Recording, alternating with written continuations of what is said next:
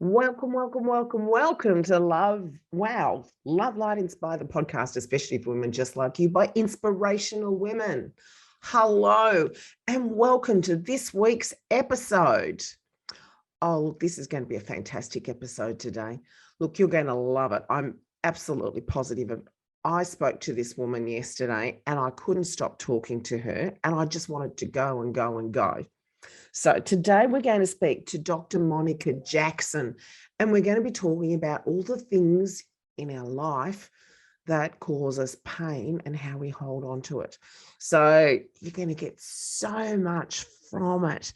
Now, every week we speak to amazing women and they talk to us on all sorts of different topics. And it's always topics that mean the most to them, that, that really everyone will get something out of. Their stories are really revealing. There's just fascinating conversation. And I hope you love them just as much as I love bringing them to you. So, hopefully we can all learn from their mistakes and we can all move on so powerfully and incredibly. Now, I'm Lorraine Roberts. I'm your host, and I'm a productivity strategist. I help business women find their direction, especially when they've been lost and they don't know where to go. So you don't even have to be a businesswoman. But if you don't know what to do and you're suffering from procrastination and you really do want to move on in life and live an amazing life, and you need some help getting motivated because you just don't know what to do, then I'm your gal. I really am. I love helping people move on and do what they've got to do and become inspired about what they've got in the future of their life. Now, you can find me on the Facebook group, Women of Love, Light and Inspiration Community. So that's the Facebook group, Women of Love, Light and Inspiration Community. Look, come and join us there. Every day we're putting new stuff up. I'm starting to post lives every day into there. And I'm also interviewing people in there that can help you just get through life. So if you've got something that you want to know about, please get in touch. Please tell us. If you know someone who's an inspirational leader who, would be great to talk to, please come back. Please, let me know who she is and leave us a review and let us know what you think. So please today, welcome our new guest, because look, she's just fantastic. I feel like I've just met my soul sister when I met this lady. Just a wonderful person, and I'm sure that you're going to get something out of this too. So I'm going to bring in. Hello, Dr. Monica, and how are you today? I am great, Lorraine. How are you? Oh, I've got a cold. So my voice is very deep and sexy. Deep and sexy. Uh-oh. It's winter here, so that's what you expect. Yes.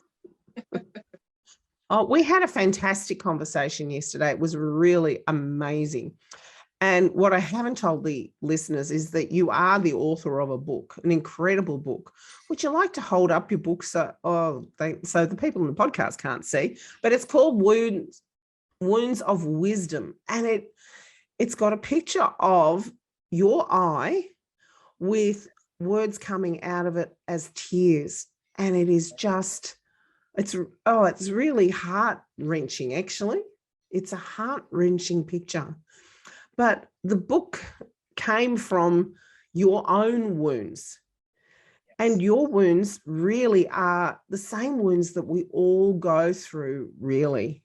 These are wounds that are universal.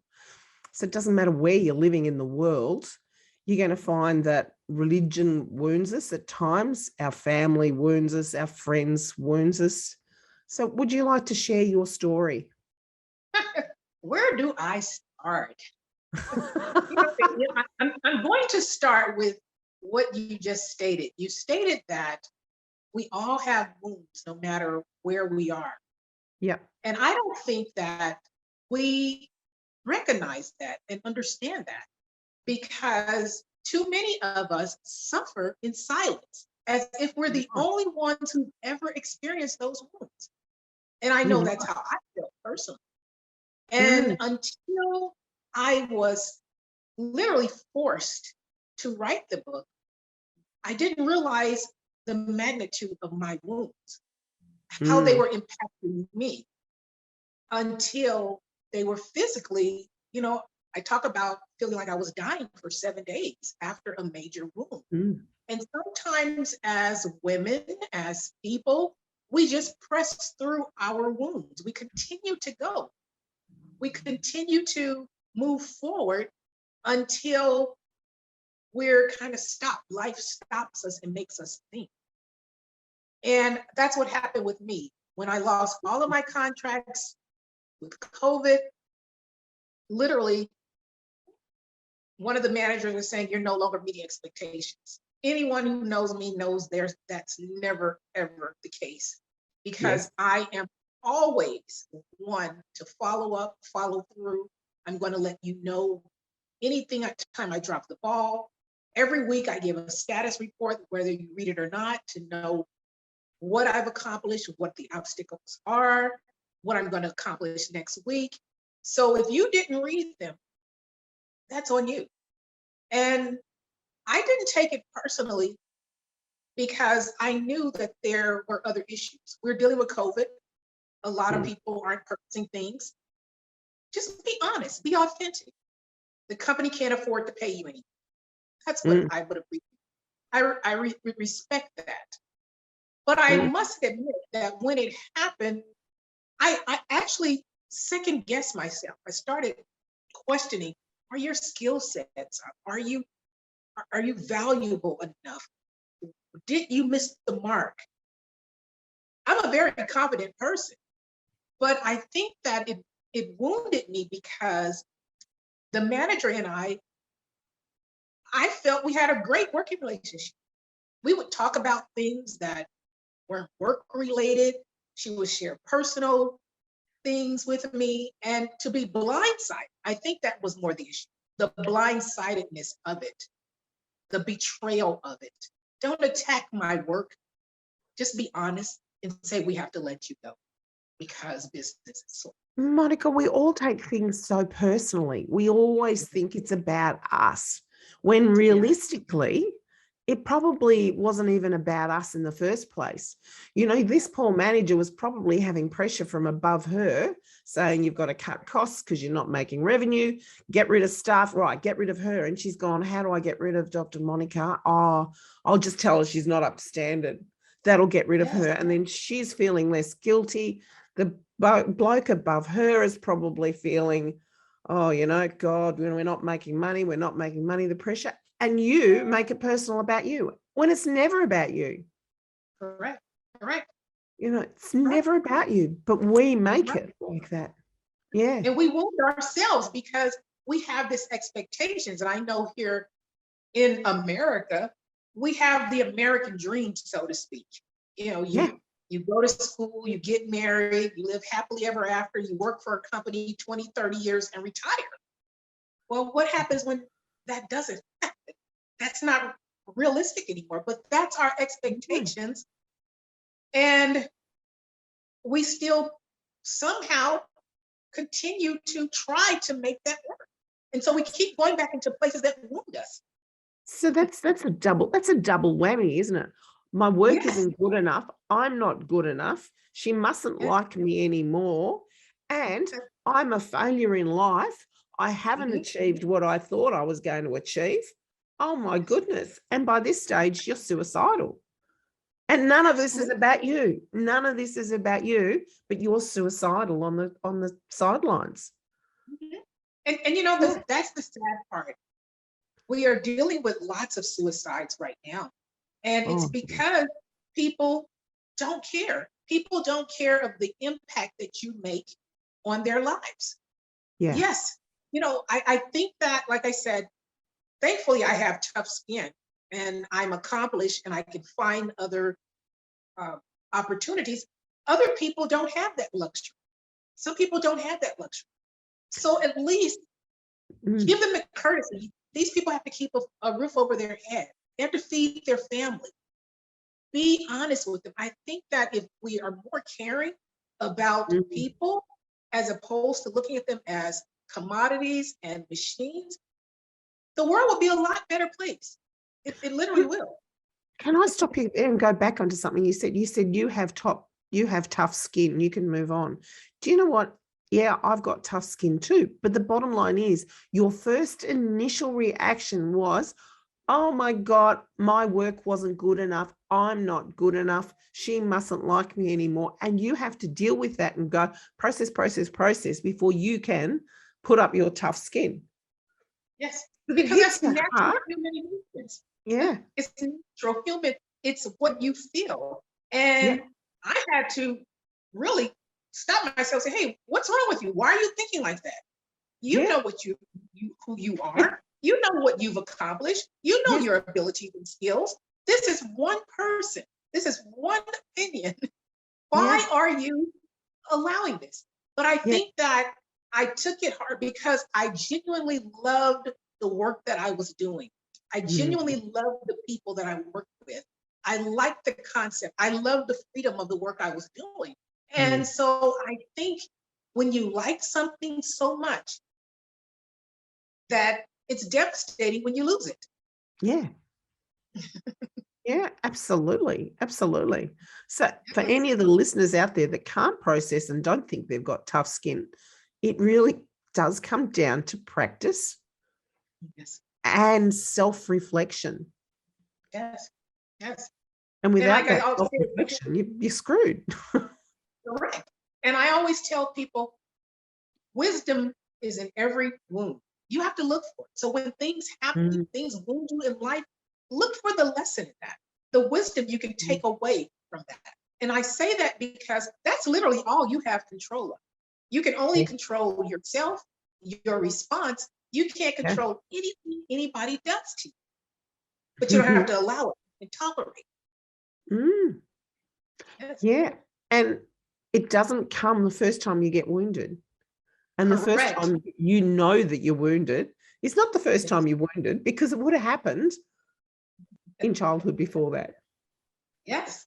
And honestly, how do you grow? How do you become a better person without wounds? If you didn't have wounds, there's no lessons to learn in life. So Oh, that's right. unfortunately, you have to be wounded. Now, the severity of your wounds, that's a different story. They don't feel good. You don't like them. But if you speak about those wounds to others and you're comfortable speaking, it helps. It lessens the pain, so to speak. You know that you're not alone, that you didn't go through this wound by yourself, and there's someone you can talk to. I think the worst thing that can happen is going through wounds, feeling alone, feeling embarrassed, concerned about what other people think, and being hard on, critical on yourself. Yes. I think that's the worst place to be. And Yeah. we all go through that. And if we can just kind of teach others and, life happens. Wallow in it for a little Yeah. while, but get up. Growth doesn't happen without pain. What you're Correct, responsible for is the amount of pain you allow yourself to go through. correct, correct, correct. And Mm. learn from others. I don't think there's anything new or any situation new in the world. It just may be No. different circumstances, Yeah. just different times. But Yeah. I believe everything repeats itself. And if Yeah. you can learn from other people's mistakes and try not to duplicate those mistakes or minimize them, then I think we'll be a lot better. We can't chase after things that don't matter, things that don't make a difference. Mm. And I think that that's what a lot of, especially Americans, I don't know about, in Australia, how they are there, but, we go after things, the bigger luxurious things, especially here in California, maybe make you think you're more successful if you're driving a Mercedes Benz or a Tesla, or you living in a 5,000 square foot home. Yeah. But Look, really, we have a different problem in Australia. We have the tall poppy syndrome. I don't know if you've ever heard of that one. no. Oh, it's horrendous in itself, because if I Mm. become successful, people will say, look at her, she's just being a tall poppy, and they will come to cut my head off. Oh, wow. It is horrendous. So to aspire for great is really frowned upon because you're not the normal. It's horrendous. And that brings me to a point where kind of in religion, where we're told to be humble. Yes. And when I say humble, not be boastful. And there's nothing wrong with being, you should be proud of your accomplishments and proud of who you are. Absolutely. But I think that many times in religions, you want to suppress your accomplishments. So when you graduate from school, why shouldn't you be proud? Why shouldn't you be proud of another degree? I know personally, I have a doctorate degree. And I know many times in the workplace, when I'm speaking to certain people, they say, "Oh, we didn't know you had a doctorate." And when I hear that, I said, "You know what you're doing is you're downplaying your accomplishments." And I do that sometimes because here in America, I want people to appreciate me for who I am, not what I have in my accomplishments. And I want to say, definitely, when you're a doctor, you're treated differently. You're elevated. People think you're better than. I'm no better than anyone. I make different decisions and better decisions, maybe, but that doesn't make me any better than the next human being. And that's what I struggle with sometimes, not necessarily downplaying my accomplishments, but because I want to be treated fairly. And some people get the doctorate degree, get certain things with the expectations of being elevated. I'm the opposite.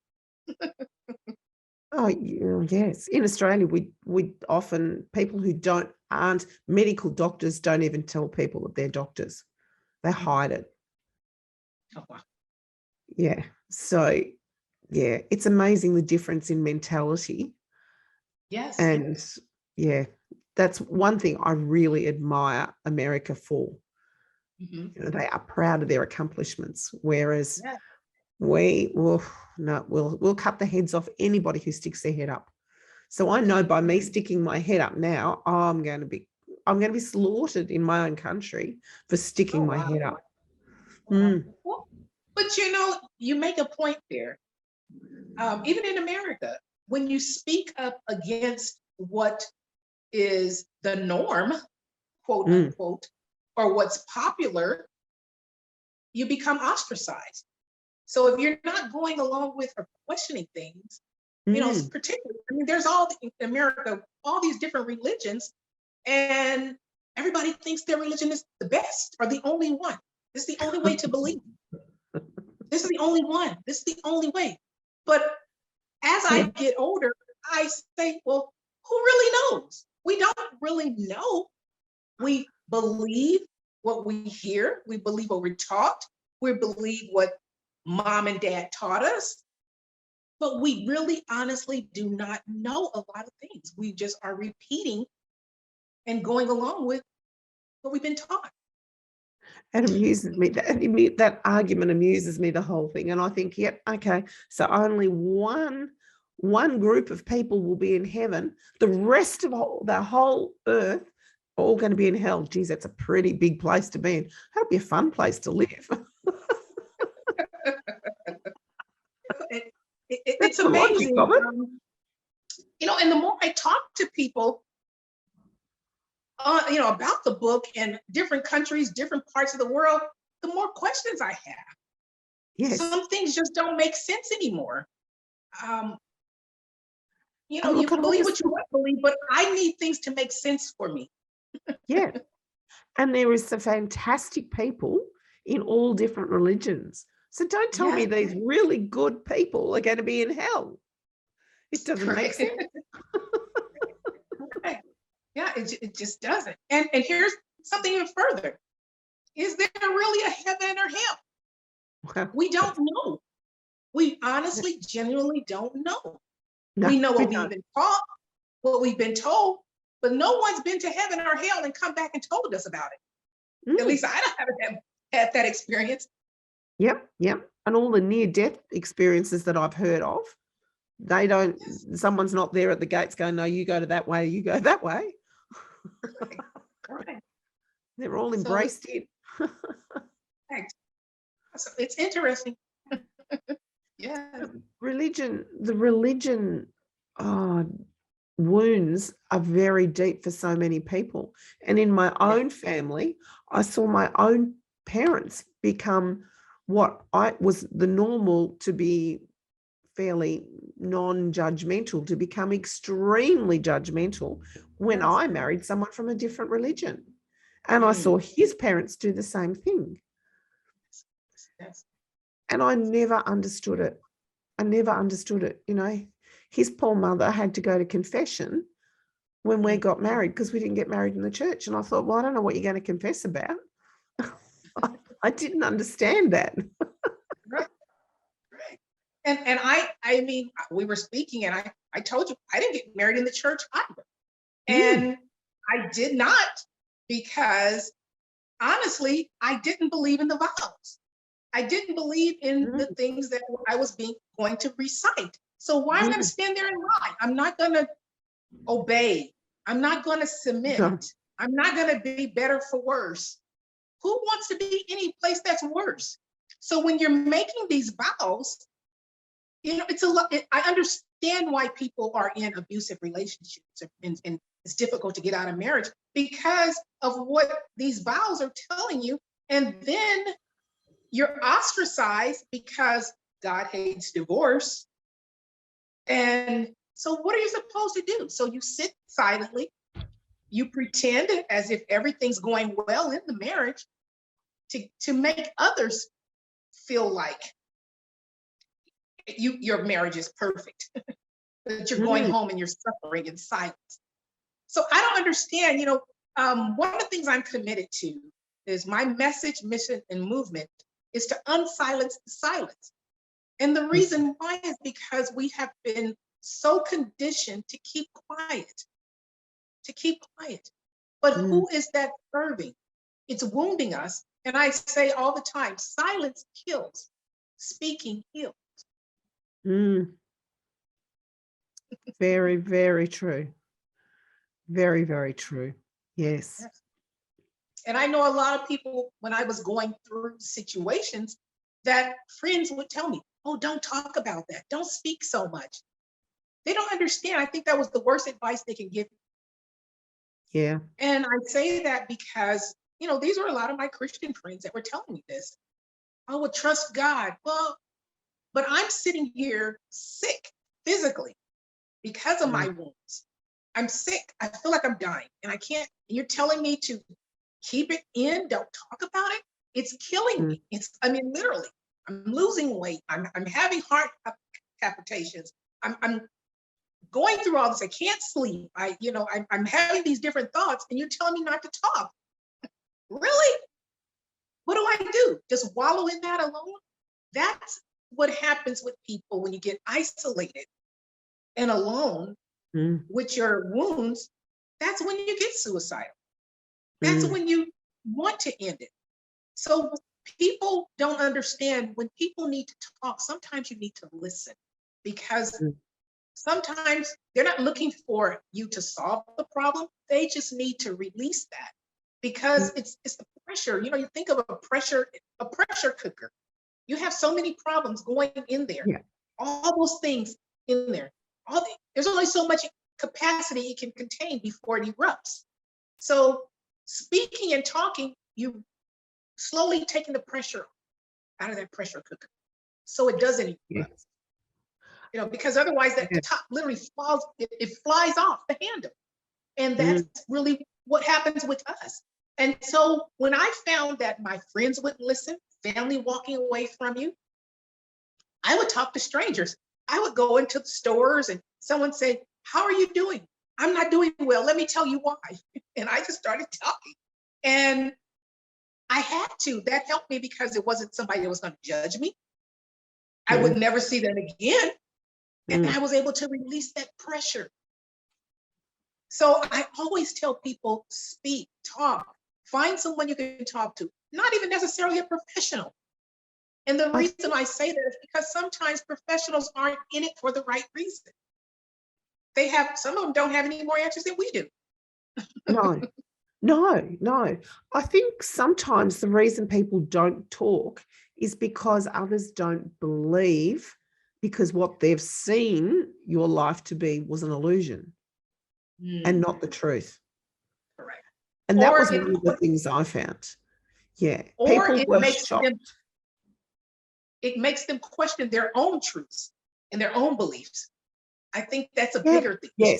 Yes, because I think it's more they had the belief of what, I'm talking about my own marriage. They had the belief of what they thought it was like.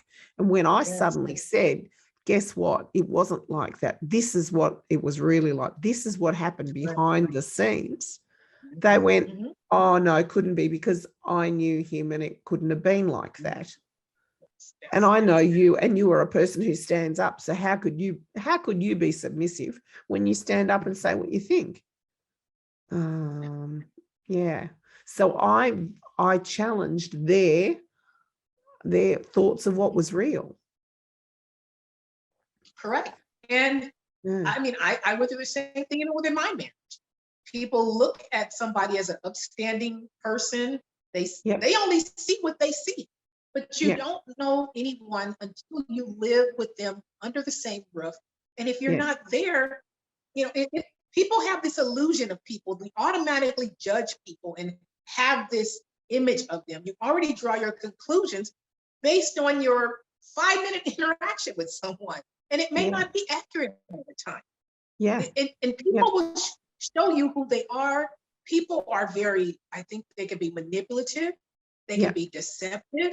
And they can show you what they want you to see. And because you want to believe certain things, it's very difficult when you speak up against someone. And especially someone with a title, a leader, someone in authority. And here's the reason why: when you speak up against someone in authority or in leadership, now everybody else who's following have to deal with that. So what's going to happen? They're not going to deal with it. They're either going to deal with it and stay in that environment and distance themselves from you, which was what I experienced, especially in the church. I'm telling you about this pastor or these pastors. And so, we agree with you, but I know what to receive from him and I know what not. So eventually what happens is, because, just like oil and water, it doesn't mix. Right and wrong doesn't mix. So therefore, you have to choose sides.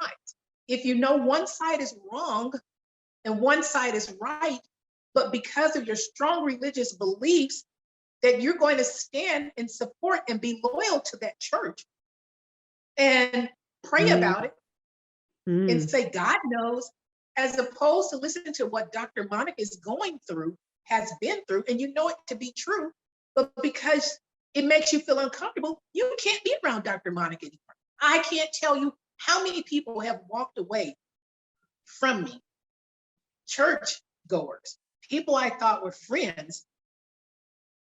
And when you start showing them and telling them truths, I mean, reality, they just don't want to see it. They're not going to say it, but what's going to happen slowly, they pull away from it. And that tells me a lot about their beliefs. It tells me a lot about their character. It tells me a lot about, it's a scary thing, because I think you're more of a follower and you're just falling in and fitting another piece of the puzzle. And until the wounds come to you and hurt you, it's not your problem, is what I find. Yes. Yes. I can see that. Yes. Yeah. People are, so we don't learn from other people's mistakes. We see them, but we don't learn from them, do we? Yes. Well, and those of us who do learn from it, when we do, we're a problem, because we're not the norm. We're problem makers. We just don't know any better. We're made the ones look the bad girl or the bad guy. Yeah. I know in particular, when I started questioning a particular pastor, what did I get? I get a letter basically saying, don't come back to the church anymore. Because I'm questioning your character. I'm calling you out on your lies that you call prophetic, but they're not. They're prophet-lying. And so when you catch people in lies, when you catch people in deception, and that's their, that's how they operate, of course, they have to remove you in order to maintain and keep their congregation or their followers. And it's sad. I see a lot of blind following, and I think it's alarming. I think people don't think for themselves. They don't want to think for themselves. They want everybody to solve the problem, and then they just want you to go along with it. For instance, the President of the United States. Our gas prices here is crazy.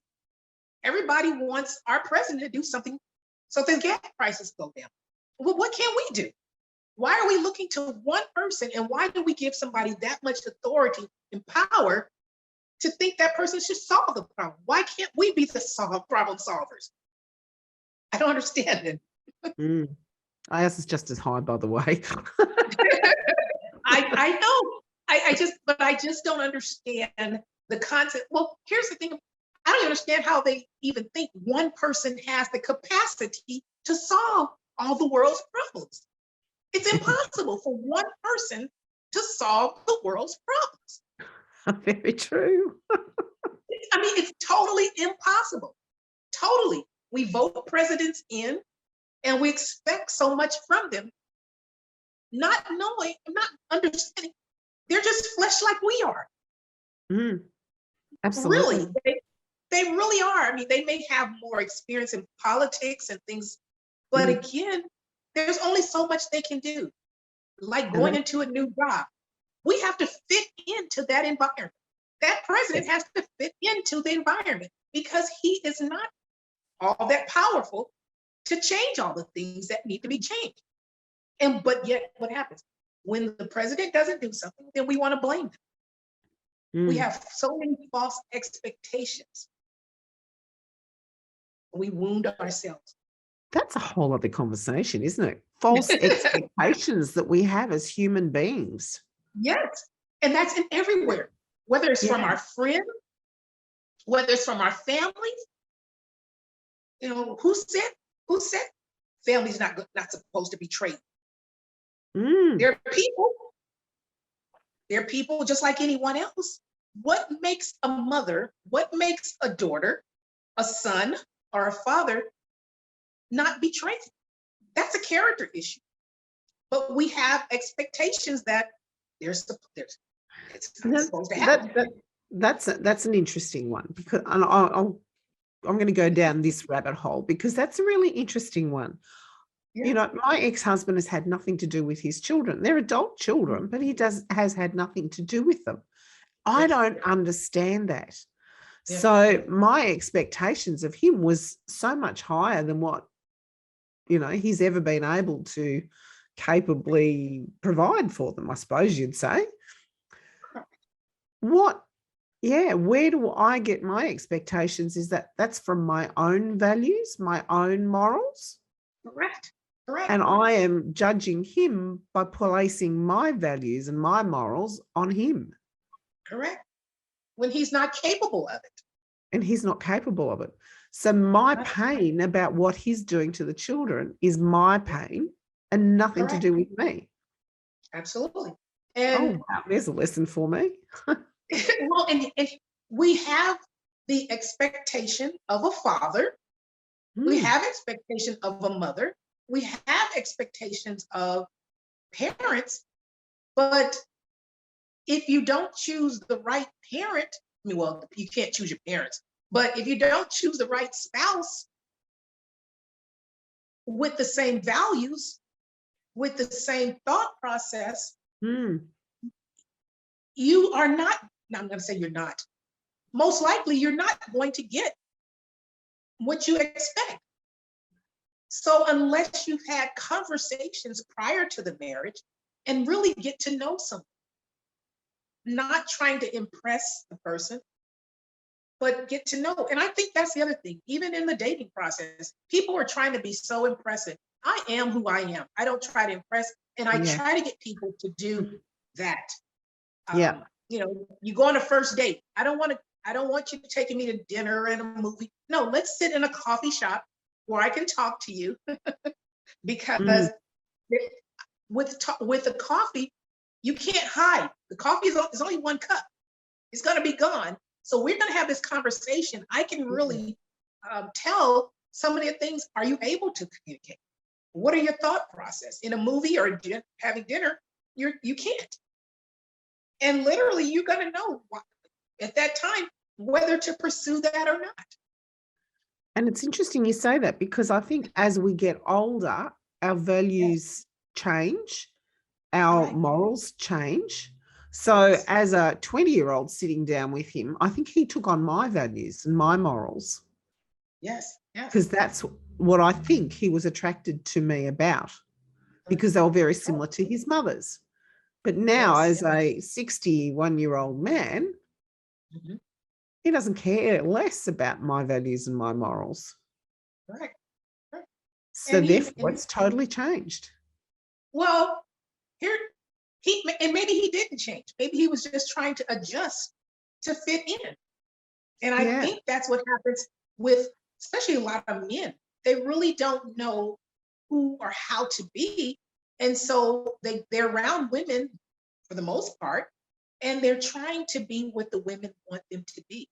And some of them never figure out who they are. I genuinely believe that. Mm. Yeah, yes, it could be right. And it probably takes, 20, 30, 40 years for them to actually work out, Yes. Yes. who they are.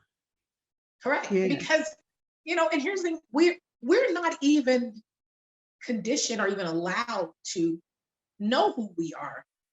You think about it from birth, the things that we're taught, the things that we have to do. We go to school, we have to obey this. You can't speak.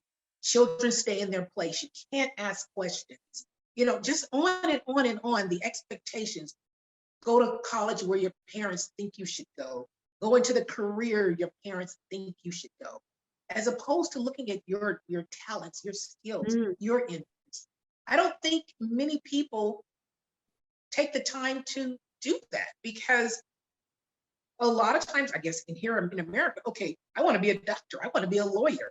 Why? Because it's a money thing. But are you good in science? Are you good in some of Yeah. the things that are required? So we need to do more self-assessments. One size does not fit all, even with No, education. no, Different no. learning styles. It's amazing. Yeah, you're right. You're right. And well, in our education system, and certainly when I was going through, the school didn't know who I was in a pink fit. Yes. So what I was good at and attracted to, they had no clue. So Correct. therefore guided me down a path that was for their benefit rather than my own. And I think that's in life in general. Mm. We're literally almost conditioned like robots to do Mm. certain things, to jump through certain hoops, to have certain accomplishments. And when we don't, then you feel like a failure. But Mm. if it never was in you to do those things, you're set up for failure from day one. And I think we really need to, everybody wants everybody to be successful, want their children to be successful. But I caution parents, take the time to get to know what your child is good at. What are their interests? Yes. And cultivate that. Sometimes you can see things very early. I know for me, I wanted to be when I came out of school, I think I wanted to be a lawyer. I wanted to be a lawyer. Why? Money, really. And Yeah. so later in life, I wanted to be a teacher. And I remember my high school math teacher told me not to go into math, not to teach, because he said, you're not going to make enough money. Go into computer science. So my undergraduate degree is in computer science. Well, you fast forward, I don't know, 20 some 30 years later, I actually teach for universities. I teach, Yeah. I develop courses. So again, And I probably see not that now. computer science either, because you don't care less about computer science. And it's amazing. And I was in computer science probably for about 15 years. I do still use those skills, and because it helps me and I understand technology more than most people, I say Yeah. many people. So it's very helpful. But that math teacher was why I went to college. I was the first person in my family to go to college. Mm. So, we were talking about family just a moment ago. I'll talk about that college. We was at my aunt's retirement. I mentioned in the book about, and my aunt actually recognized me and said, okay, Monica's the first person to graduate from college. She's going to be graduating in a couple of weeks. Well, one of my cousins, which was her daughter, came up to me afterwards and said, you made us all look bad by graduating from college. Oh, that's tall poppy. Yeah, let's chop your head off. Yeah, Correct. chop your head off. And I'm sitting here, I think I was like 20 maybe, 20 or 21. And she's probably, I don't know, I guess maybe 6 years older than I. And I'm crushed because I'm thinking, wow, well, why did I go to college? No one's ever told me or said that, but I just couldn't believe that my own relative would say that. Not that she and I was that close, but it wounded me. I talk about it in the book, but even your own family is jealous of you. And a lot of it is jealousy because of the reason why they're jealous is because they didn't accomplish the things that they wanted to accomplish in life. Yeah. But there was no reason for her to come up to me after the event. I mean, I'm minding my business and she comes over to where I am.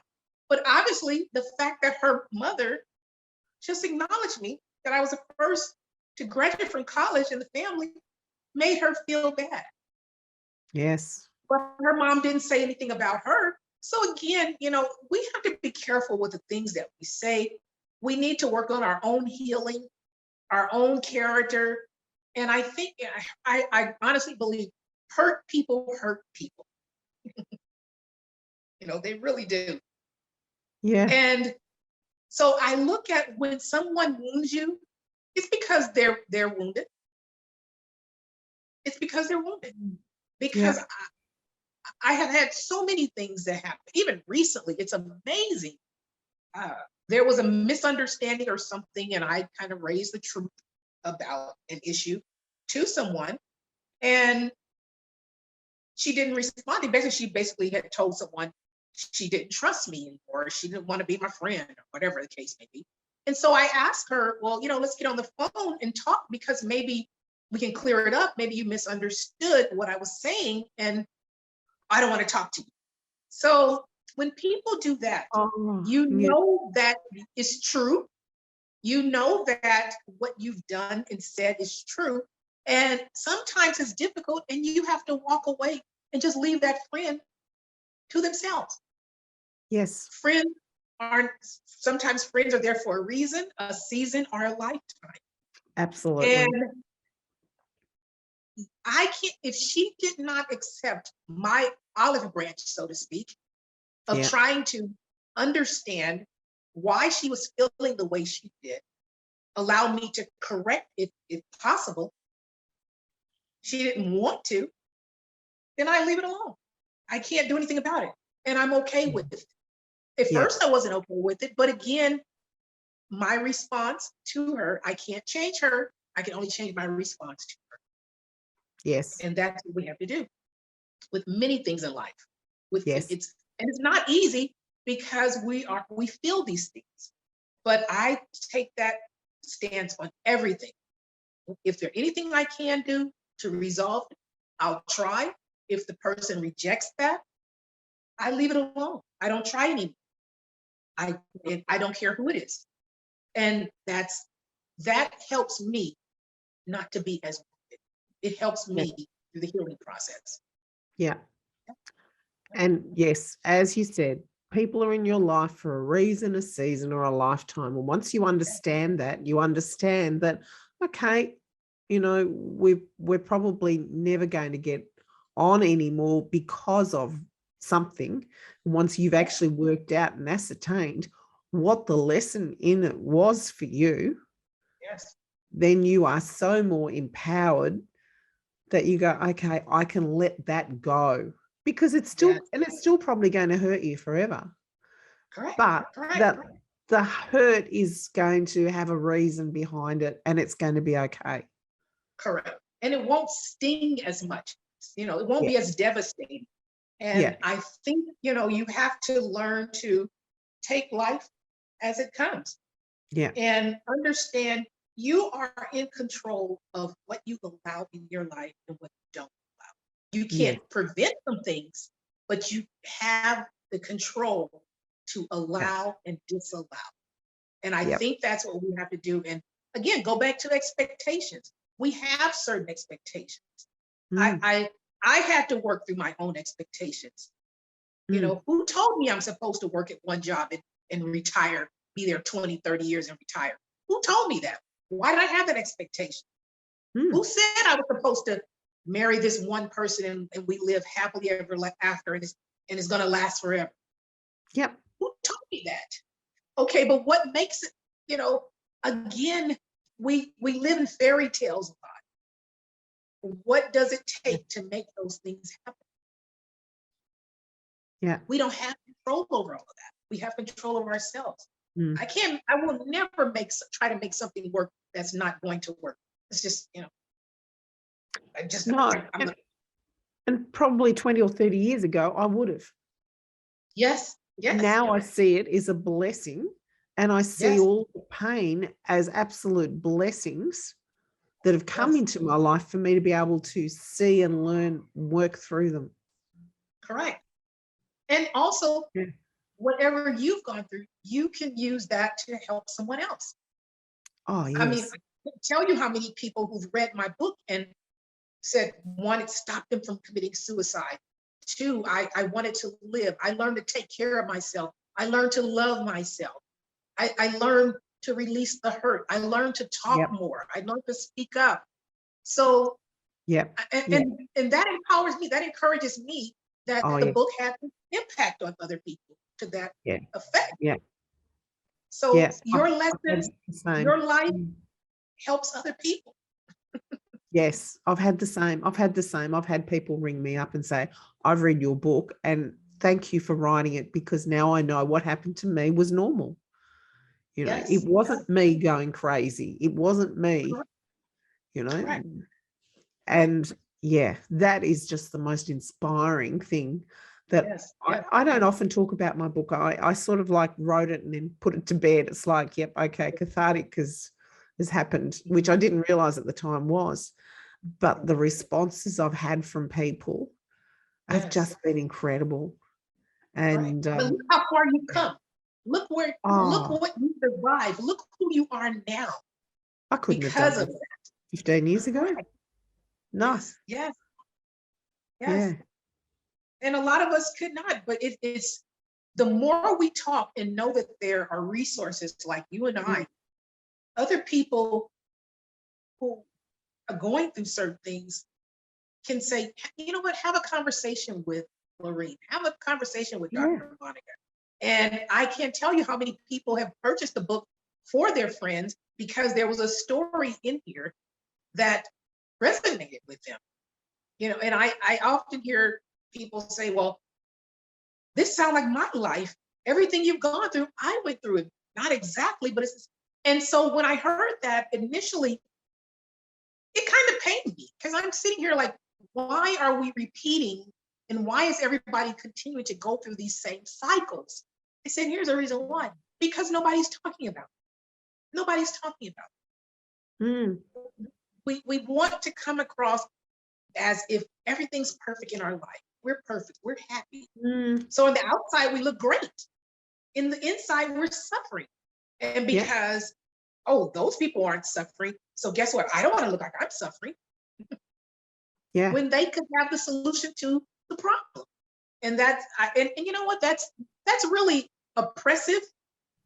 Yeah. When you can't talk about certain things. And a lot of times when you can't talk, and people tell you not to talk about something, it is to oppress you. And that turns into depression.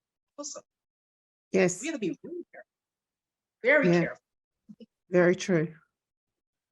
Very true. Yes. Thank you for talking to us today. I'm sure our listeners have got heaps out of this. I love talking to you. I wish you were down the corner and we could go and have a coffee. I know. I have to come to Australia to come get a cup of coffee. Yeah, absolutely. Yes, yes. And I have never been to Australia. Oh, you'll have to come. Yeah, it is a beautiful country. Yeah. So they have to do that. Yes, definitely. So Yeah. thank you, and thank you from all of our listeners too. You've just been Thank sensational. you so much. Now, oh, where can people get in touch with you too? You can go on my website, drmonicajackson.com. You can contact me there. I am on Facebook. I am on Instagram as well as Twitter. My handle is, I think it's Dr. Monica Y. Jackson 2022. And then I'm also have Wounds of Wisdom book as a handle, as well as on I said both Instagram and Facebook. So that's how you can reach me. Fantastic. Yep, it's a great way now. So thank you. Thank you very much.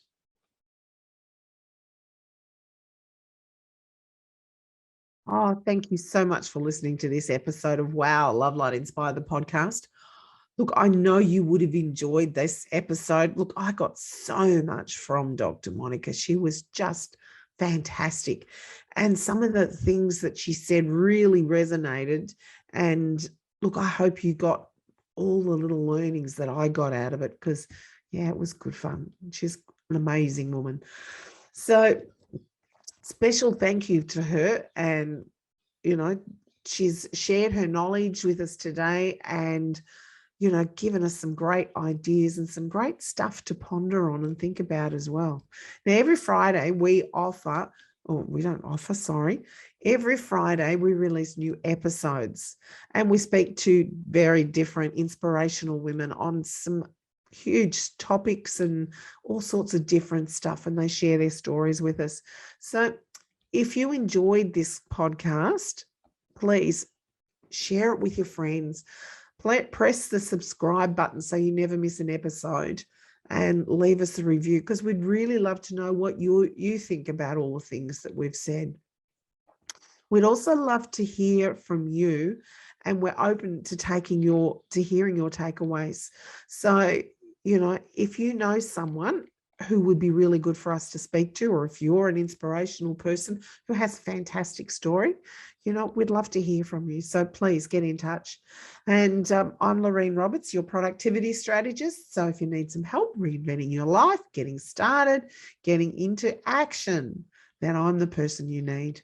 Having someone on your team who gives you ideas, methods, and ways of doing things is really important and really helps you a lot. And I can also be your accountability buddy. So this could be exactly what you need to get yourself going, to make the changes that you need in your life so that you live the best life possible and get ahead of the game. So get in touch with me. I also have free strategy sessions too. So if you'd like a strategy session to find out what you need to be doing or how we can change your life, please get in touch. You can find me on the Facebook group too. And that's Women of Love, Light and Inspiration. It's a great Facebook page. Please come along, join us. We put stuff out there every week. So not every week, every day. Every day we're putting something on there. So please come and join us, join in the conversation, chat to people in the group. It's really good. And it's great to have a group of like-minded women all supporting each other. You can also find me on Instagram. No, I'm not so good on Instagram, but I am on Instagram. And there's also the website where there's lots of blogs. I've written lots of blogs on amazing topics and different stuff. So lovelightinspire.com is the website that you can go to. Now, thank you to Nissa. She's my producer and she does all of the back work of this. She puts everything together. And she's just an absolutely sensation. So thank you, Nissa. I really appreciate your help. And remember that the information spoken about today is just general information. It was a general chat between me and Dr. Monica. So it was not about you, your situation. But if you need help, please go and find an expert, talk to someone. This is the whole idea. We're bringing ideas up, we're bringing things up, and it may trigger you in certain ways. So if you need help and you can't work through it yourself, even if you think you can work through it, go and get some help. Seek some professional advice. And join us again next week, because we love doing these podcasts. So, wow. Love, Light, Inspire the podcast. Enjoy and have a wonderful day, everyone.